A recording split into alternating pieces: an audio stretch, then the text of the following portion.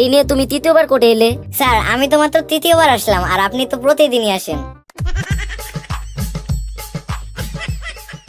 তুমি নিজে হাতে তোমার মা বাবাকে গুলি করে মেরে ফেলেছো, এটা স্বীকার করার পর তোমার কি কিছু বলার আছে? আমি তো এতিম, এতিমের অপরাধ মাফ করে দিন হুজুর। আচ্ছা ভাই, আপনার দোকানে কি টাই আছে? হ্যাঁ অবশ্যই আছে। তো ভাই দাম কত? মাত্র 450 টাকা। একদম বলেন ভাই, যে দাম বলছেন এ দামে তো এক জোড়া ভালো জুতা পাওয়া যায়। তা পাওয়া যায়, কিন্তু সে জুতা জোড়া কি গলায় ঝুলানোটা ঠিক হবে? আপনার লজ্জা করে না? আবার আমার দোকানে ফোন চুরি করতে এসেছেন।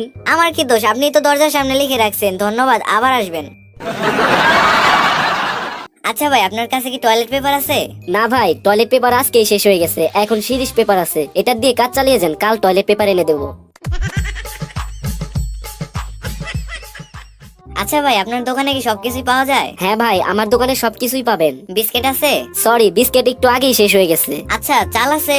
দুঃখিত ভাই, চাল এখনো পৌঁছায়নি। সাবান আছে? সাবান আজকে বিকালে আসলেই পাবেন, এখন নেই। আচ্ছা, তাহলে তালা আছে? হ্যাঁ ভাই, তালা আছে। ভেরি গুড, তাহলে দোকানে তালা লাগান আর বাড়ি গিয়ে নাকে তেল দিয়ে ঘুমান।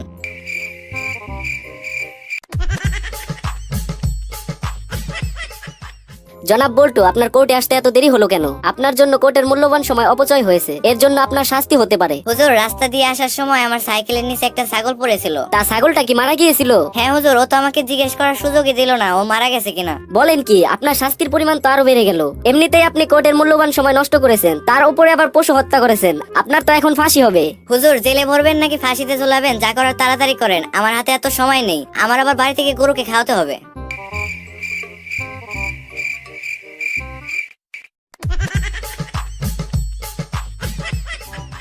ধর্মিয়া, এটা কি মোবাইল দিছেন? দেওয়ার আগে তো বলছিলেন সারা জীবনেও নষ্ট হবে না। 2 মাসও তো ব্যবহার করতে পারলাম না, এর মধ্যে নষ্ট হয়ে গেল। সারা জীবনের গ্যারান্টি দিয়েছিলাম তো ঠিকই, কিন্তু তখন আপনাকে দেখে মনে হয়েছিল আপনি বেশি দিন টিকবেন না। আচ্ছা ভাই, আপনার দোকানে কি পানি আছে? হ্যাঁ ভাই, পানি আছে। তাহলে সাবান আছে? হ্যাঁ ভাই, সাবানও আছে। আচ্ছা ভাই, তাহলে সাবান আর পানি দিয়ে ভালোভাবে হাত ধুয়ে 5 টাকার মুড়ি দিন তো। বলো তো, তুমি জেলখানা থেকে পালিয়েছিলে কেন? হুজুর, জেলখানার খাবার খুবই জঘন্য, খাওয়াই যায় না। কিন্তু তুমি জেলখানার তালা ভাঙলে কিভাবে? হুজুর, সকালের নাস্তা রুটি দিয়ে। জনাব বল্টু, তোমাকে এবারের মতো খালাস পাইয়ে দিলাম, এখন থেকে পাজি লোকদের কাছ থেকে দূরে থাকার চেষ্টা করবে। অবশ্যই স্যার, আমি সর্বপ্রথম আপনার কাছ থেকে দূরে থাকার চেষ্টা করব। আচ্ছা ভাই, কি লাগবে আপনার? আমার বইয়ের পোশাক কুকুরের জন্য একটা ভালো কেক দিন তো। এখানেই খাবেন না প্যাক করে দেব? সমস্ত তথ্য ও প্রমাণের ভিত্তিতে জনাব বল্টুকে বেকসুর খালাস দেওয়া হলো। জনাব বল্টু, আপনার কি কিছু বলার আছে? হুজুর, তাহলে কি আমি আমার চুরির টাকাগুলো নিজের কাছে রাখতে পারি?